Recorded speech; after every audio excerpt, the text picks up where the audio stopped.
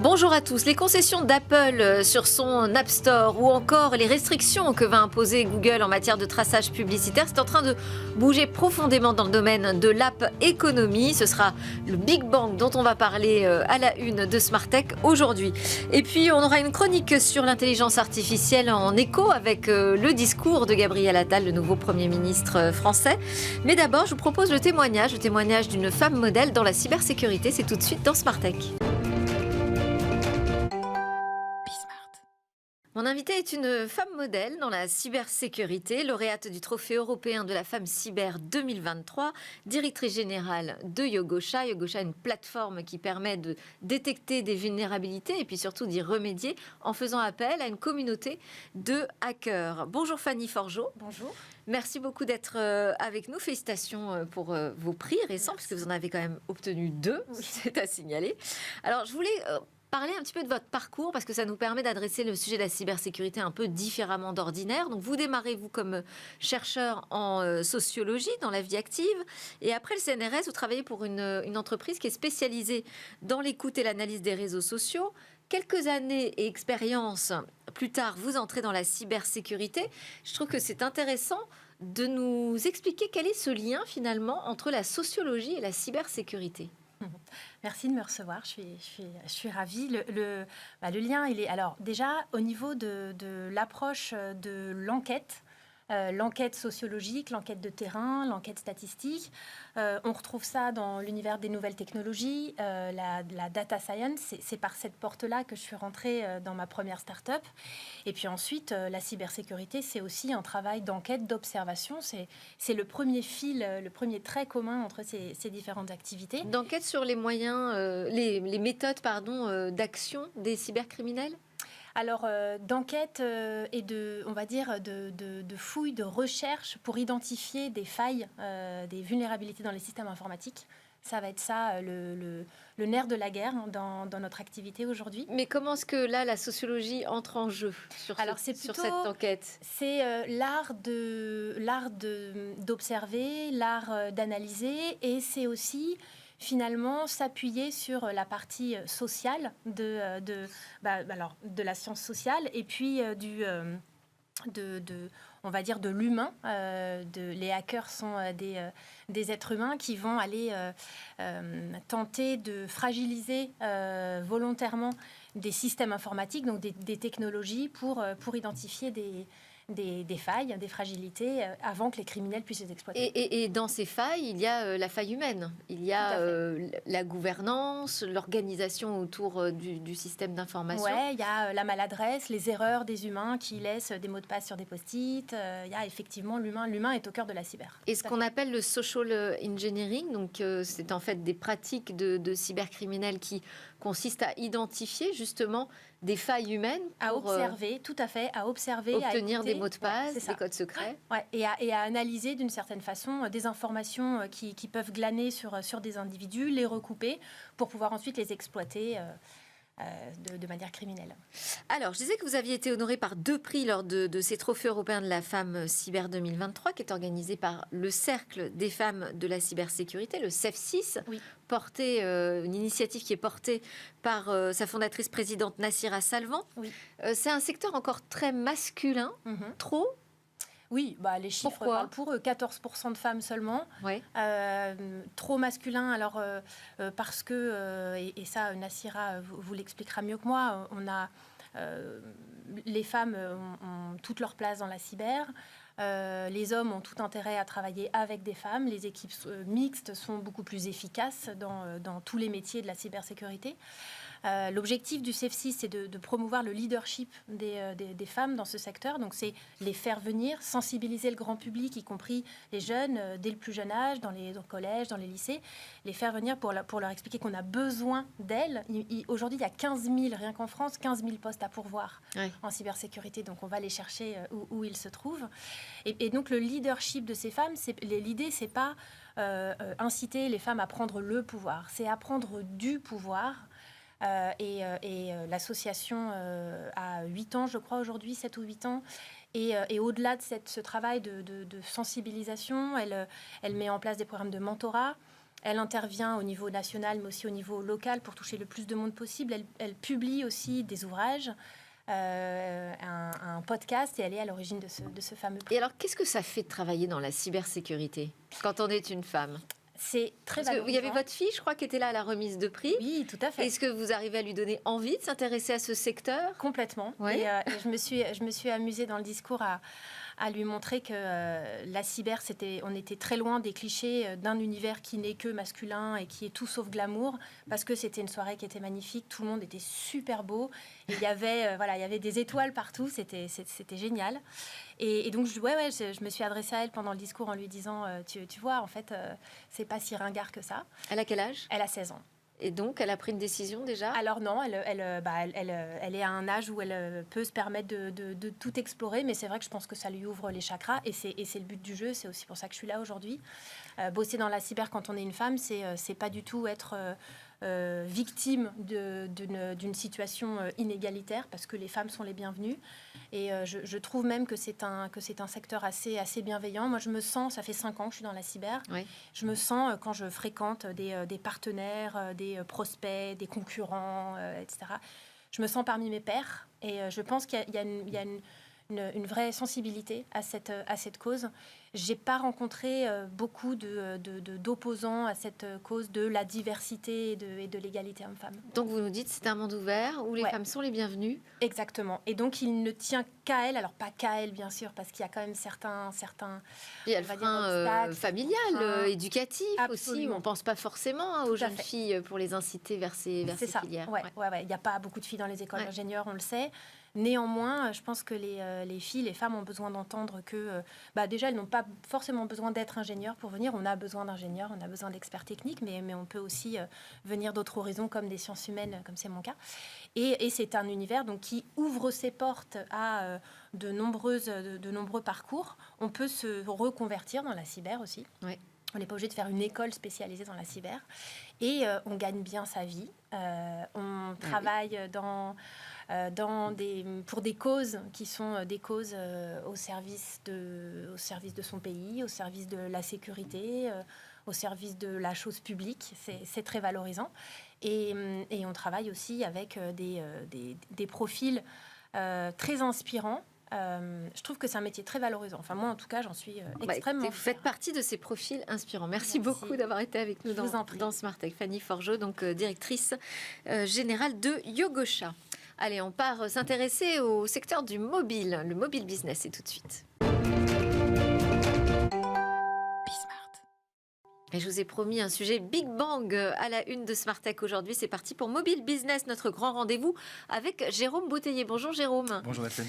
Fondateur d'écranmobile.fr. Vous êtes venu accompagné de Sarah Roland. Bonjour Sarah, bonjour. Country Manager France chez Apps Flyer. Alors ensemble, on va parler de ce marché des applications qui est en plein bouleversement. Il y a une actualité forte autour d'Apple en particulier, mais aussi de Google, on va voir ça. Une app économie donc, qui est chamboulée, mais qui pèse combien d'ailleurs? C'est quoi ce marché des applications aujourd'hui, Jérôme? Alors cette app économie, c'est cette économie qui est née il y a une quinzaine d'années avec l'apparition des kiosques téléchargement d'applications chez Apple et chez Google. Et en 15 ans, elle a beaucoup progressé, puisque selon le dernier calcul de Data AI, les revenus in-app représentent aujourd'hui 171 milliards de dollars. Ça, c'est pour la partie téléchargement de contenu. On peut aussi y ajouter les revenus publicitaires. Et là, on parle de pratiquement 400 milliards supplémentaires. Donc, c'est très important. Personne ne fait le calcul, mais si on y ajoutait les revenus du commerce électronique réalisé in-app, on parlerait, selon moi, une fourchette entre 2 000 et 3 000 milliards de dollars supplémentaires. Donc, c'est une économie absolument gigantesque. Effectivement. Et qui a été quand même longtemps dominée par les États-Unis, les acteurs américains, mais qui se retrouve quand même un peu contrarié par l'arrivée d'applications très à succès du côté de la Chine. Exactement. Alors effectivement, les Américains ont cité Apple et Google. On pourrait aussi citer le groupe Meta, qui avec Facebook, WhatsApp, Instagram a très longtemps dominé les classements. Et aujourd'hui, effectivement, les applications chinoises montent en puissance. Alors la Chine, on va déjà le rappeler, c'est le premier marché au monde pour les applications. C'est 110 milliards de téléchargements par an. C'est beaucoup plus qu'en Inde, 30 milliards, aux États-Unis, 13 milliards, au Brésil, 10 milliards. La France, par exemple, c'est à peine 2 milliards de téléchargements par an. Mais sur notre marché domestique, par exemple, on voit aussi les Chinois devenir extrêmement puissants. Pour la première fois cette année, le numéro 1 des stores, c'était Temu, une application chinoise e-commerce.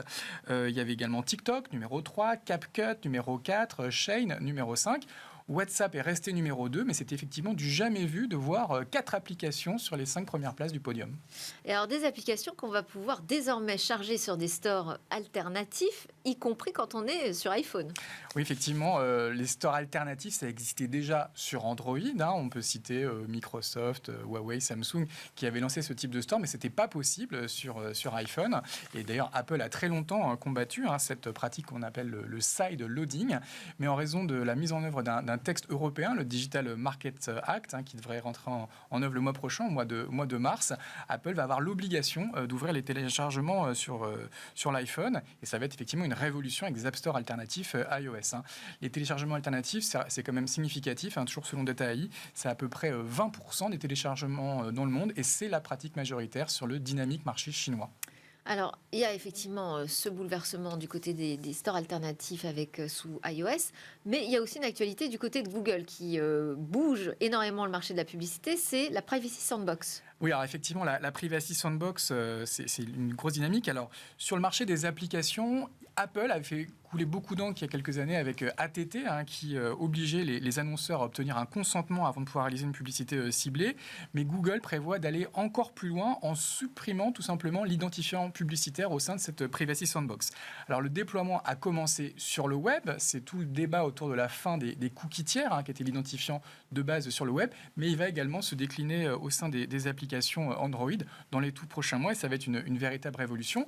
Les éditeurs d'applications qui avaient déjà eu à composer avec le RGPD il y a 6 ans vont devoir également prendre en compte cette nouvelle donne technologique et sans doute changer non seulement beaucoup d'outils à tech, mais également des pratiques publicitaires en passant d'une logique de ciblage individuel à un ciblage plus de groupes d'individus. Alors, ces sujets, on va en parler évidemment avec Sarah, notre invitée.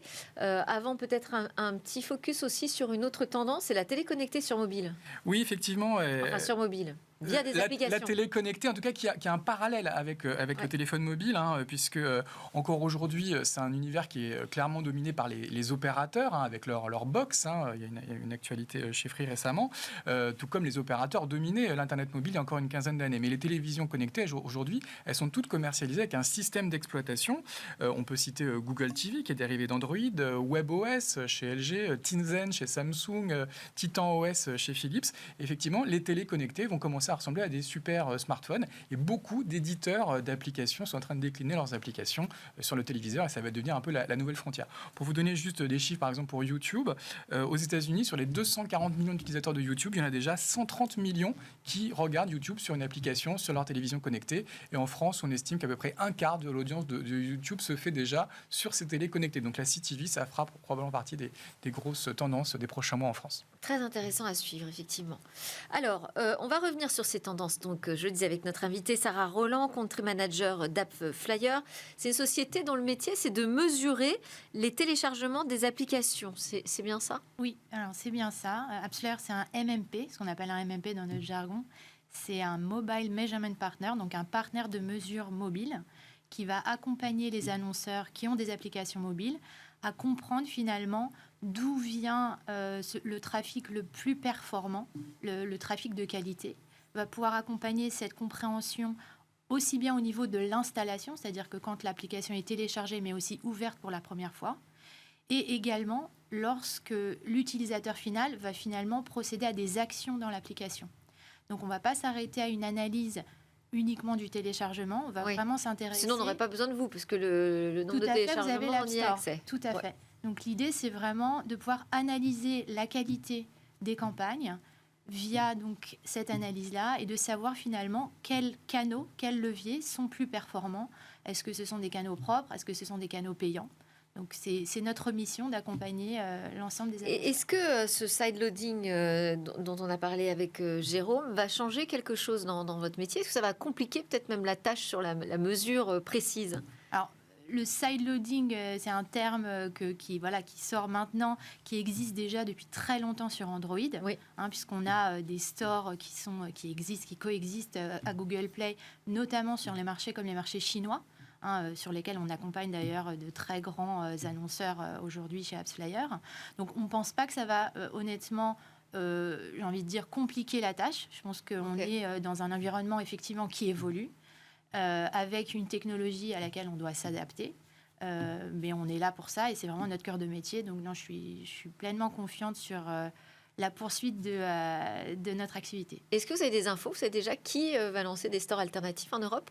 Alors, il n'y a rien d'officiel, mais cependant, sachant que si on regarde ce qui se passe en fait sur Android et qu'on comprend un petit peu quels acteurs finalement sur Android ont déjà passé le pas, notamment en Chine, on peut se dire que des Meta, par exemple, des Microsoft vont lancer ce qu'on appelle leur marketplace, donc leur propre store pour iOS. Voilà. Intéressant aussi. Alors, quand même, je voulais vous faire réagir à ce qu'a décidé Apple finalement, parce qu'on dit qu'il se met en règle avec le Digital Market Act, donc pour s'ouvrir davantage à la concurrence. Mais enfin, il y pose quelques conditions puisqu'il va y avoir des commissions qui vont s'imposer dans le cadre de ce téléchargement dans des stores alternatifs. Je voulais avoir votre avis là-dessus. Ça tient, ça, vis-à-vis du règlement européen? Oui, clairement, je pense que Apple, comme l'a mentionné Jérôme, a été à l'origine, finalement, d'un écosystème qui a permis une énorme opportunité, une énorme création de richesse, notamment auprès des développeurs d'applications et des marques. Oui. Puisqu'en fait, ça a permis aux marques de toucher des milliards d'individus. Donc, ça me semble tout à fait légitime, finalement, que Apple... clairement décline une proposition. Encore une fois, c'est une proposition. Y compris quand ça ne se passe pas sur son store, y compris sur des téléchargements gratuits. Après, effectivement, on peut se demander, voilà, est-ce que finalement, pour moi, annonceur, ça va être intéressant de décliner finalement mon application sur d'autres stores. Et là, ce que nous, on essaye de faire chez AppsFlyer et ce qu'on a lancé il n'y a pas si longtemps que ça, d'ailleurs cette semaine, c'est une sorte de calculateur qui va permettre aux annonceurs de comprendre en fonction de leur volume d'installation et de leur business model également, si oui ou non, ça va être intéressant pour eux de déployer leurs applications en dehors du store d'Apple. Oui, parce qu'on entend quand même les critiques. Alors, du côté de Spotify, ça fait longtemps qu'ils se plaignent de la situation. Ils ne sont toujours pas contents de la proposition. C'est pareil pour Mozilla. C'est tout naturel. En même temps, on est dans un statu quo où on a une situation donnée. Ensuite, on a une proposition d'Apple qui change un peu les règles, bien évidemment, de rémunération. Mais encore une fois, pas si longtemps, enfin, ce matin, je discutais avec des annonceurs, des gros annonceurs français, qui me disaient, voilà, nous, on doit effectivement calculer et se demander si oui ou non, finalement, ça vaut la peine pour nous. Oui. Je pense que ça représente quand même, pour certains annonceurs, une opportunité de pouvoir offrir et mettre à la disposition d'un autre public, finalement, d'élargir leurs applications. Tout à fait. Potentiellement leur cible. Ouais. Tout à fait. Il faudra faire les calculs. Alors effectivement, on a entendu certains grands groupes américains communiquer là-dessus. On n'a pas entendu les éditeurs chinois et je voulais revenir sur le succès des applications chinoises comme Temu. Comment est-ce qu'ils ont fait pour devenir numéro 1 des téléchargements en France? Temu, je pense qu'on l'a tous vu, ils ont fait énormément d'acquisitions payantes, d'utilisateurs, de publicité. Et mécaniquement, nous, c'est ce qu'on voit de manière générale. Quand une marque fait énormément de campagnes payantes, notamment sur les grands réseaux, eh bien, il y a un impact direct sur ce que nous, on appelle l'organique, c'est-à-dire le bouche à oreille, et donc le téléchargement naturel de l'application. Donc, c'est pas étonnant, clairement, que Temu a explosé en termes de ranking et s'est mis à la première place du classement. C'est quelque chose qui est tout à fait, j'ai envie de dire, logique au regard des budgets qui ont été investis par la marque. Au-delà de cela, je pense que ce qui est important, et c'est la logique de l'ensemble, la vaste majorité de nos clients aujourd'hui, c'est de se demander finalement quelle est la logique de rentabilité de mes campagnes.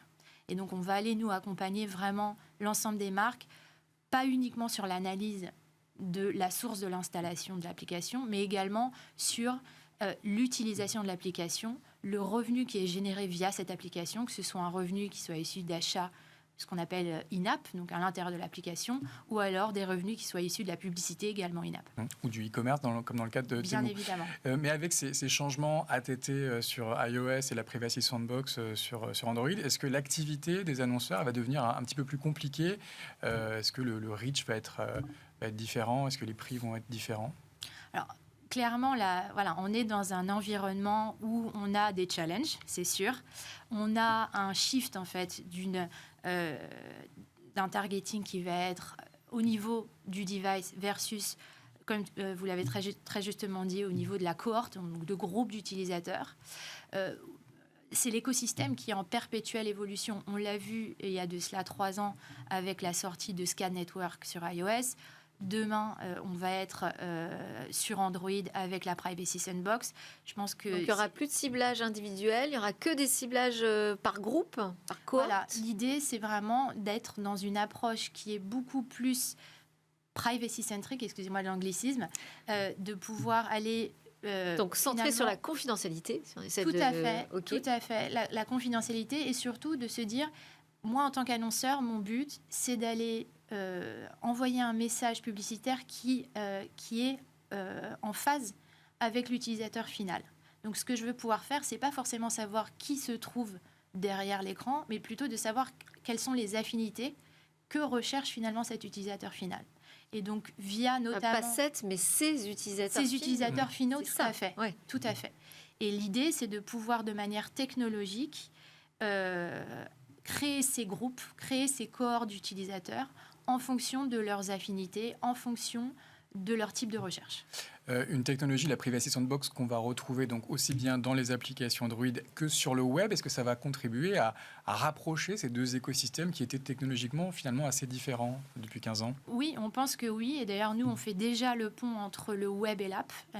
Notre technologie permet de comprendre finalement la contribution du trafic web vers l'app, notamment via une technologie qui nous est propre, qui est le OneLink. Donc oui, totalement. On pense que ces deux univers se sont déjà énormément rapprochés, notamment sur iOS, et d'autant plus demain sur Android. Tout à fait. Et l'univers de la télé connectée? Justement, je rebondis un peu sur ce que vous avez dit. C'est-à-dire qu'en gros, pour nous, la télé connectée, c'est finalement un autre support qui vient supporter, c'est une application. Ouais, un finalement, support comme un autre. Exactement. Ouais. C'est une application Android qui est accessible via un support télé, mais en gros, pour nous, c'est totalement transparent. Donc, c'est une grosse tendance? Ça décolle bien? Oui, tout à fait. Ça décolle très, très bien. Merci beaucoup, Sarah Roland, Country Manager France d'Apps Flyer. Et puis merci beaucoup à Jérôme Bouteiller d'écranmobile.fr pour venir très souvent nous faire le point sur ce mobile business. Allez, on va s'intéresser aux possibilités de débureaucratiser la France.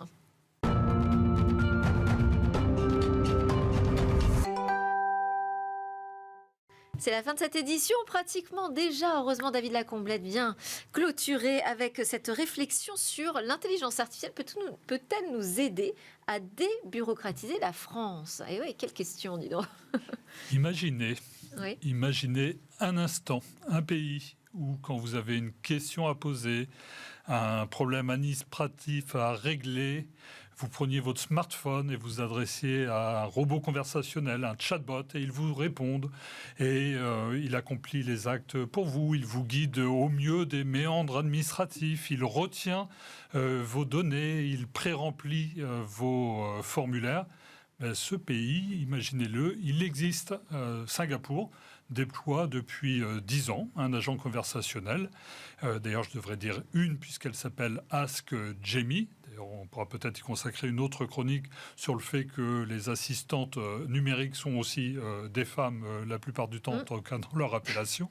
Mais au-delà, j'aurais pu également vous parler de l'Estonie, qui est devenue un État plateforme où tout est concentré sur une plateforme numérique sécurisée. Alors, si on s'intéresse à la France et qu'on regarde le nombre d'agents dans la fonction publique qui dépasse les 5 millions, c'est-à-dire autant d'habitants qu'à Singapour. Alors, est-ce que demain, l'idée, c'est quoi? C'est de les remplacer par des IA? Non, quand même. Pas plus que dans les organisations privées, on va remplacer les êtres humains par des machines. Mais il y a un risque néanmoins que ces êtres humains soient remplacés par d'autres êtres humains qui sauront maîtriser la machine. Et c'est en cela qu'en France, on a quand même une longue histoire liée à l'administration. Il faut remonter à Louis XIII, le règne, 1601-1643, avec cette concentration qui fait qu'aujourd'hui, effectivement, on a une toute-puissance d'administration, comme sur un piédestal, mais on a bien vu avec les transformations numériques, ceux qui sont sur des piédestals sont aussi ceux qui chutent le plus rapidement. Et donc effectivement, il convient de s'y préparer, ne serait-ce que face à une pression des citoyens, qui sont aussi des consommateurs, et qui sont très bien traités par les marques. Vous avez un souci avec Amazon, vous appelez, on vous répond dans la minute, on vous règle le problème et ça devient une sorte d'étalon mondial de la qualité de service et vous aimeriez que tout fonctionne aussi bien, que ce soit vos services administratifs ou publics. Oui, mais alors qu'est-ce qu'on fait justement avec toute cette fonction publique? Ça veut dire quoi? C'est lancer un énorme programme de formation?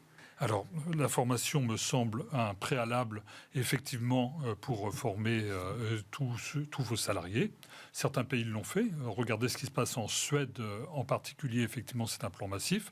Alors, on peut se rassurer sur un pays comme la France qui fait des expérimentations. Si vous regardez les annonces de l'ex et certainement futur ministre de la fonction publique, des questionnaires, des enquêtes. Et ça, c'est rassurant. Oser la fonction publique, disait le ministère. C'est bien beau, mais faut-il encore promettre l'autonomie à ceux qui en deviendront les agents, de valoriser les parcours, parce qu'on sait très bien que ce n'est pas par les salaires qu'ils pourront accueillir et faire venir de nouvelles personnes demain. Donc la formation en premier lieu, et ensuite la simplification, ne serait-ce que pour établir des relations de bonne aloi avec leurs usagers qui sont aussi devenus des consommateurs. Mais ça ne veut pas dire que quand on installe un service numérique, de l'intelligence artificielle, des assistants, on doit se passer de la relation humaine. Parce que il y a ce sujet de la fracture numérique, évidemment, qu'il ne faut pas oublier. Et puis, il y a ce lien quand même qu'on doit garder dans le service public, ce lien très, très humain. Exactement. Et d'ailleurs, en principe, ça devrait permettre de libérer du temps. Puisque la machine, on le voit bien avec les intelligences artificielles génératives, facilite et améliore la productivité. Donc du temps libre, il y en a, il faut bien le consacrer à la relation humaine. Regardez dans le privé, les radiologues ont su, grâce à la massification des intelligences artificielles, avoir des diagnostics meilleurs et donc un peu plus de temps pour l'expliquer à leurs patients. Ça devrait être la même chose dans la fonction publique, parce que si l'idée est de déléguer avec du numérique des tâches qui leur incombaient à leurs clients, et ça ne rime à rien. Aujourd'hui, vous prenez un train en dernière minute, vous devez prendre un billet sur le guichet, on vous demande votre date de naissance. À quoi bon, à quoi ça rime? Et c'est là où le numérique ne doit pas être un instrument d'encadrement et finalement d'oppression, mais au contraire, libérer. Et se libérer, c'est libérer du temps pour nouer des relations humaines peut-être un peu plus fines, un peu plus fortes, et in fine, prendre le temps de se parler. Merci beaucoup, David Lacomblette, président de la Villa Numéris. Merci pour vos éclairages. Et merci à vous de nous suivre sur la chaîne Bismart. C'était Smartech. On se retrouve très vite.